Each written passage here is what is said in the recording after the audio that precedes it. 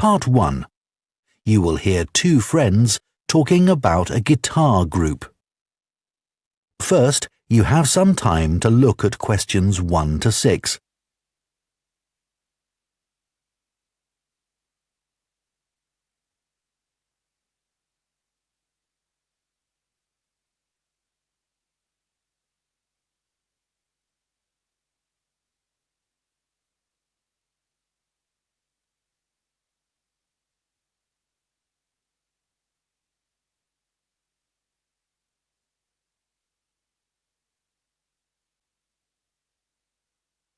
Now listen carefully and answer questions 1 to 6. Hi, Coleman. How are you? Good, thanks. I wanted to have a chat with you because our friend Josh told me that you've joined a guitar group and it sounds interesting. I'd really like to learn myself. Why don't you come along? I'm sure there's room for another person. Really? So, who runs the classes? He's called a coordinator. His name's Gary Matheson. Let me note that down. Gary...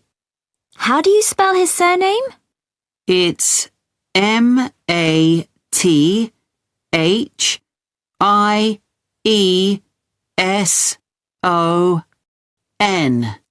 Right, thanks. He's retired, actually, but he's a really nice guy, and he used to play in a lot of bands. Thanks. So, how long have you been going? About a month now. And could you play anything before you started? I knew a few chords, but that's all. I'm sure everyone will be better than me. That's what I thought too. When I first spoke to Gary on the phone, he said it was a class for beginners, but I was still worried that everyone would be better than me. But we were all equally hopeless. Oh, that's reassuring. So, where do you meet? Well, when I joined the group, they were meeting in Gary's home. But as the group got bigger, he decided to book a room at the college in town. I prefer going there. I know that place. I used to go to tap dancing classes there when I was at secondary school. I haven't been since, though, and I can't remember what road it's in. Is it Lock Street? It's just beyond there, at the bottom of New Street, near the city roundabout. Yes, of course. The guitar club is on the first floor in room T347. Right. And when do you meet? Is it at the weekend? We meet on Thursdays. It used to be 10:30, and that suited me well. But now we meet at 11. The class that's in there before us asked if they could have the room for another 30 minutes. Oh, I see. Well, I'd love to come, but I don't have a guitar. Well, you can always buy a second-hand one. There's a website called The Perfect Instrument that sells all kinds of guitars, violins, and so on. I'm sure you'll find something there. Before you hear the rest of the conversation, you have some time to look at questions 7 to 10.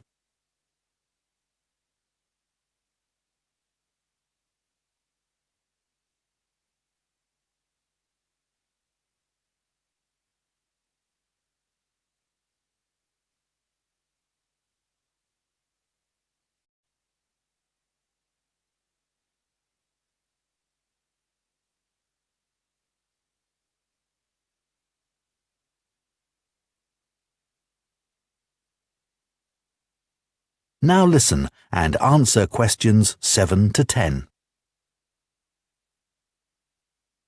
So, what's a typical lesson like with Gary? Well, he always starts by getting us to tune our guitars. That takes about 5 minutes. Uh-huh. Some people have an app they use, but others do it by ear. Gary goes round and helps them. And while he's doing that, he tells us what he's going to do during the lesson. Right. First, we usually spend about 10 minutes doing some strumming. So, is that using... what are they called? Plectrums? No, we just use our thumbs. Oh, much easier. Gary reminds us where to put our fingers for each chord, and then we play them together. Sometimes we all just start laughing because we're so bad at keeping time. So Gary starts clapping to help us. Do you learn to play any songs? Yes, we do at least one song with words and chords. I mean, that's harder than you think. Oh, I'm sure it is.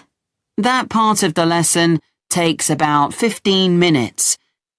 He often brings a recording of the song and plays it to us first. Then he hands out the song, and if there's a new chord in it, we practice that before we play it together, but really slowly. Do you do any finger picking? That's the last 10 minutes of the lesson, when we pick out the individual notes from a tune he's made up. It's always quite simple. That must be hard, though. Oh, it is. But people like it because they can really concentrate. And if we're all playing well, it sounds quite impressive.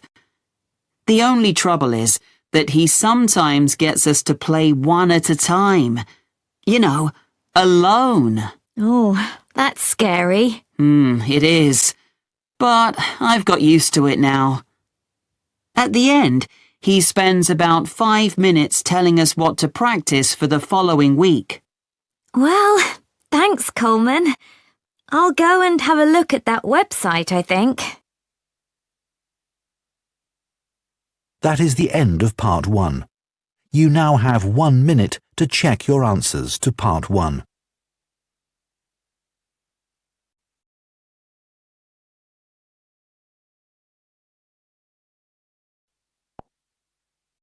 Part 2.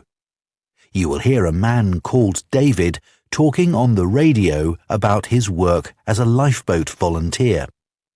First, you have some time to look at questions 11 to 16.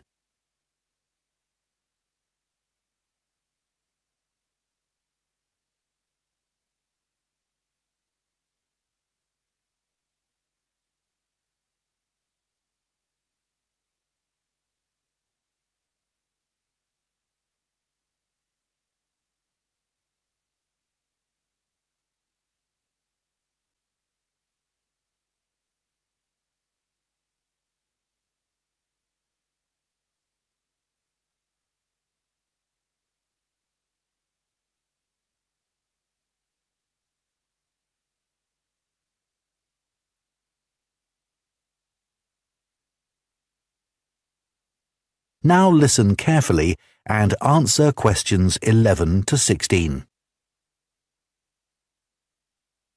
I never really planned to be a lifeboat volunteer when I came to live in North Sea. I'd been working in London as a website designer, but although that was interesting, I didn't like city life. I'd been really keen on boats as a teenager, and I thought if I went to live by the sea, I might be able to pursue that interest a bit more in my free time. Then I found that the Lifeboat Institution was looking for volunteers, so I decided to apply. The Lifeboat Institution building here in North Sea's hard to miss. It's one of the largest in the country. It was built 15 years ago, with funds provided by a generous member of the public who'd lived here all her life. As the Lifeboat Institution is a charity that relies on that kind of donation, rather than funding provided by the government, that was a huge help to us. When I applied, I had to have a health assessment. The doctors were particularly interested in my vision.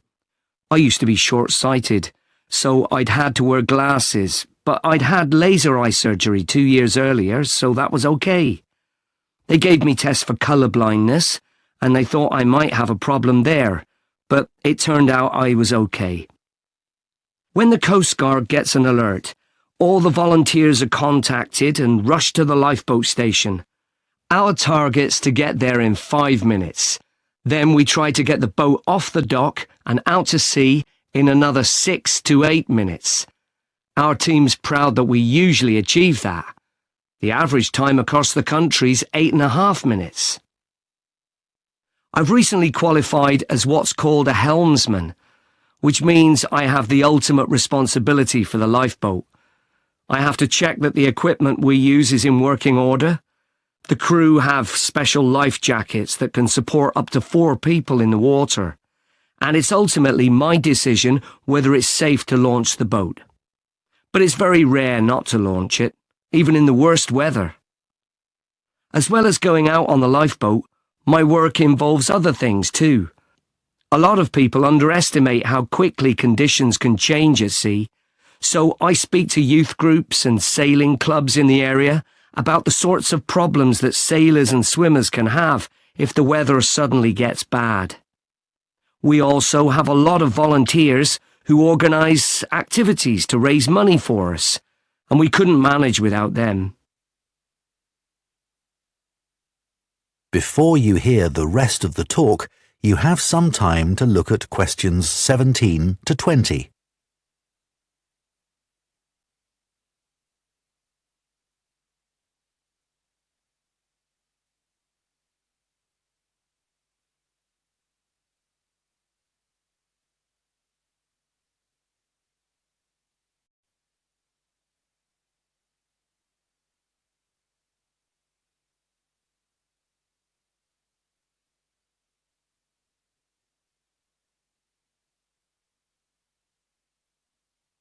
Now listen and answer questions 17 to 20. The training we get is a continuous process, focusing on technical competence and safe handling techniques, and it's given me the confidence to deal with extreme situations without panicking. I was glad I'd done a first aid course before I started, as that's a big help with the casualty care activities we do. We've done a lot on how to deal with ropes and tie knots. That's an essential skill. After a year, I did a 1-week residential course, led by specialists. They had a wave tank where they could create extreme weather conditions, so we could get experience of what to do if the boat turned over in a storm at night, for example. Since I started, I've had to deal with a range of emergency situations. But the work's hugely motivating. It's not just about saving lives. I've learned a lot about the technology involved. My background in IT's been useful here, and I can use my expertise to help other volunteers. They're a great group.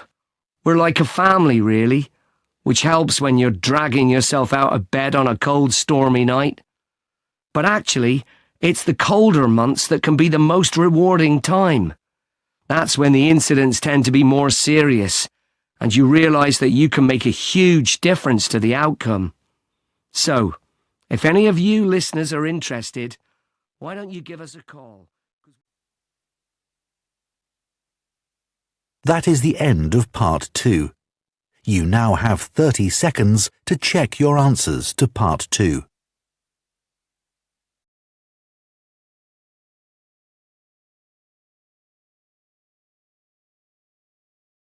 Part 3. You will hear 2 students called Bella and Don discussing a presentation they plan to do on recycling footwear. First, you have some time to look at questions 21 to 24.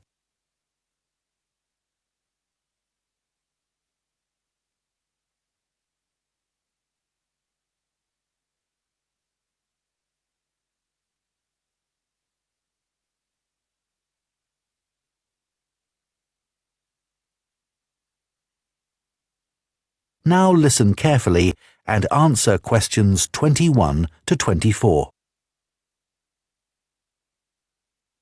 Hi, Don. Did you get the copy of the article on recycling footwear that I emailed you? Yeah, it's here. I've had a look at it. So, do you think it's a good topic for our presentation? Well, before I started reading it, I thought recycling footwear. Well, although it's quite interesting, perhaps there isn't enough to say about it, because we put shoes in recycling bins. They go to charity shops, and that's about it. But there's much more to it than that. I realise that now, and I'm keen to research the topic more. That's great. One of the things I didn't realise until I read the article was just how many pairs of trainers get recycled. Well, a lot of young people wear them all the time now. They've become more popular than ordinary shoes. I know. I guess they are very hard-wearing. But don't they look a bit casual for school uniform? I don't think they're right for that. Actually, I think some of them look quite smart on pupils. Better than a scruffy old pair of shoes. So, do you keep shoes a long time? Yes, though I do tend to wear my old pairs for doing dirty jobs like cleaning my bike. I must admit, I've recycled some perfectly good shoes that haven't gone out of fashion and still fit, just because they don't look great on me anymore. That's awful, isn't it? I think it's common because there's so much choice. The article did say that recent sales of footwear have increased enormously. That didn't surprise me. No, but then it said that the amount of recycled footwear has fallen. It's 6% now, compared to a previous level of 11%. That doesn't seem to make sense. That's because not everything goes through the recycling process. Some footwear just isn't good enough to resell for one reason or another and gets rejected. Before you hear the rest of the discussion, you have some time to look at questions 25 to 30.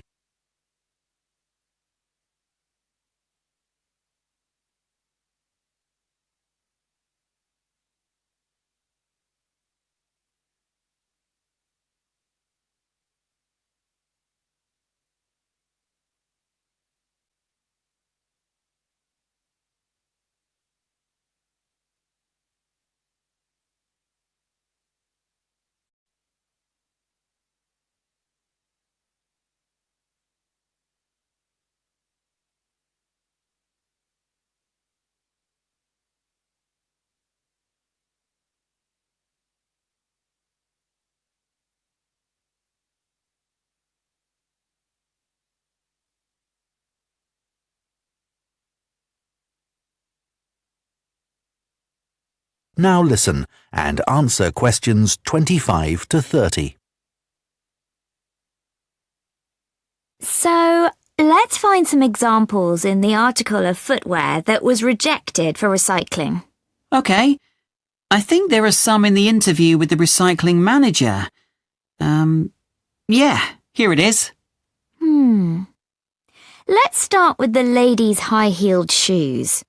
What did he say about those? He said they were probably expensive. The material was suede and they were beige in colour. It looked like someone had only worn them once, but in a very wet field, so the heels were too stained with mud and grass to resell them.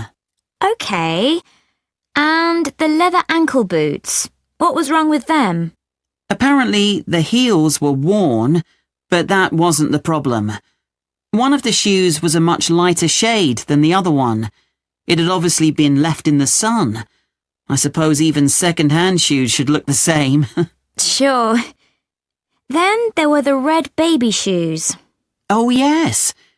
We're told to tie shoes together when we put them in a recycling bin, but people often don't bother.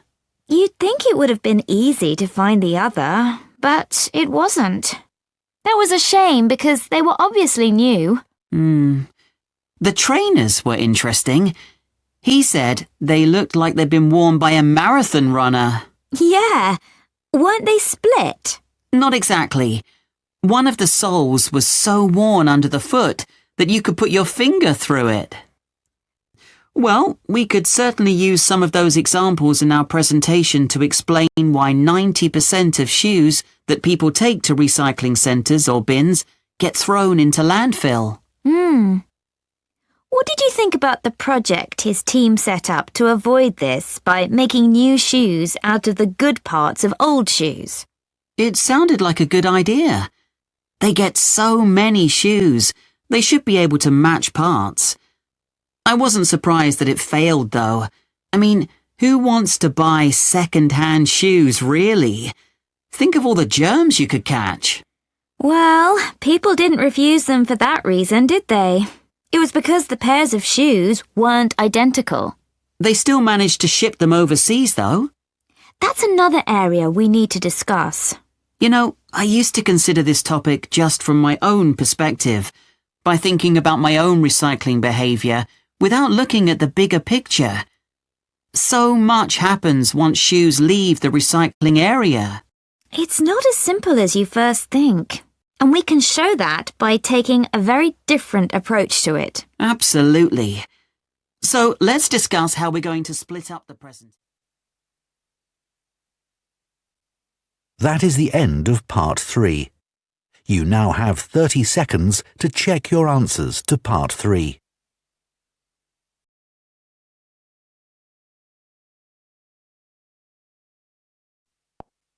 Part 4. You will hear a zoology student giving a presentation about an animal called a tardigrade. First, you have some time to look at questions 31 to 40.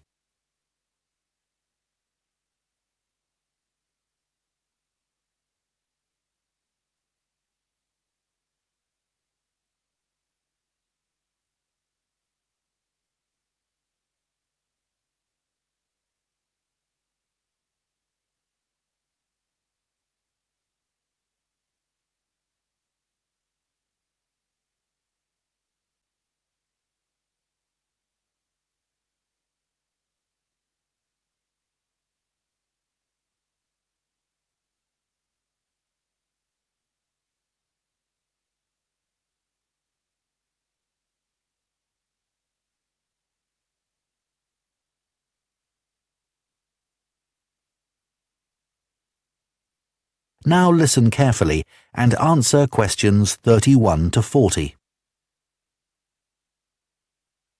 For my project on invertebrates, I chose to study tardigrades. These are microscopic, or to be more precise, near microscopic animals. There are well over 1,000 known species of these tiny animals, which belong to the phylum Tardigrada. Most tardigrades range in length from 0.05 to 1 millimetre, though the largest species can grow to be 1.2 millimetres in length.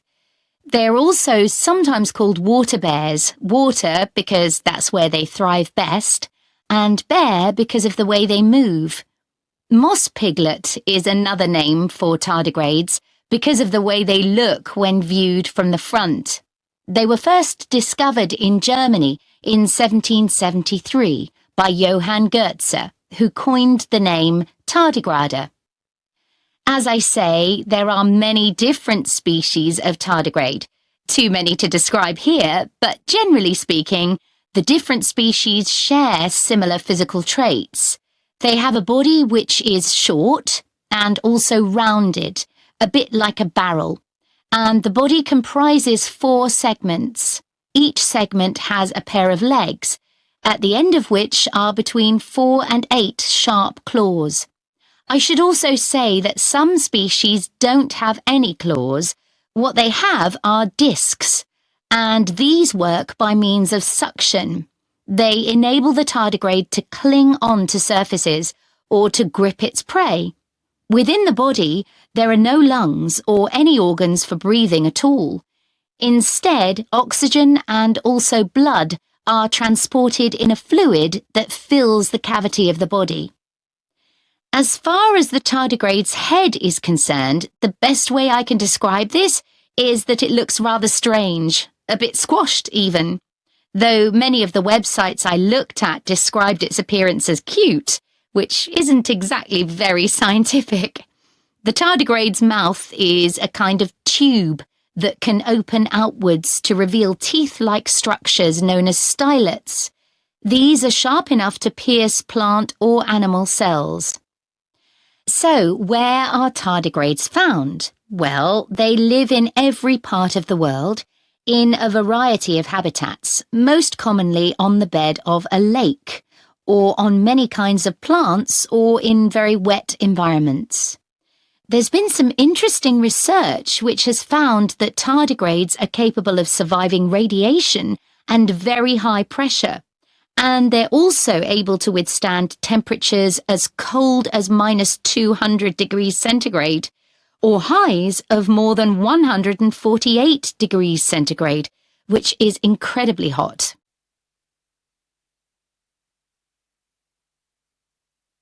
It has been said that tardigrades could survive long after human beings have been wiped out, even in the event of an asteroid hitting the Earth. If conditions become too extreme and tardigrades are at risk of drying out, they enter a state called cryptobiosis. They curl into a ball called a tun, that's T-U-N, by retracting their head and legs, and their metabolism drops to less than 1% of normal levels. They can remain like this until they're reintroduced to water, when they will come back to life in a matter of a few hours.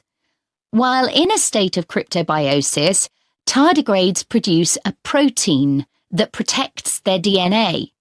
In 2016, scientists revived 2 tardigrades that had been tuns for more than 30 years. There was a report that, in 1948, a 120-year-old tun was revived, but this experiment has never been repeated.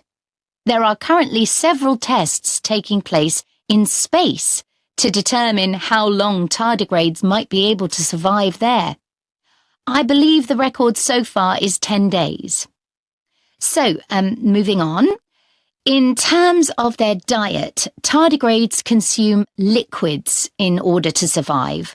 Although they have teeth, they don't use these for chewing. They suck the juices from moss or extract fluid from seaweed. But some species prey on other tardigrades, from other species or within their own. I suppose this isn't surprising, given that tardigrades are mainly comprised of liquid and are coated with a type of gel. Finally, I'd like to mention the conservation status of tardigrades. It is estimated that they have been in existence for approximately 500 million years, and in that time, they have survived 5 mass extinctions. So it will probably come as no surprise to you that tardigrades have not been evaluated by the International Union for Conservation of Nature and are not on any endangered list. Some researchers have described them as thriving. Does anyone have any questions they'd like to ask? That is the end of Part 4. You now have 1 minute to check your answers to Part 4.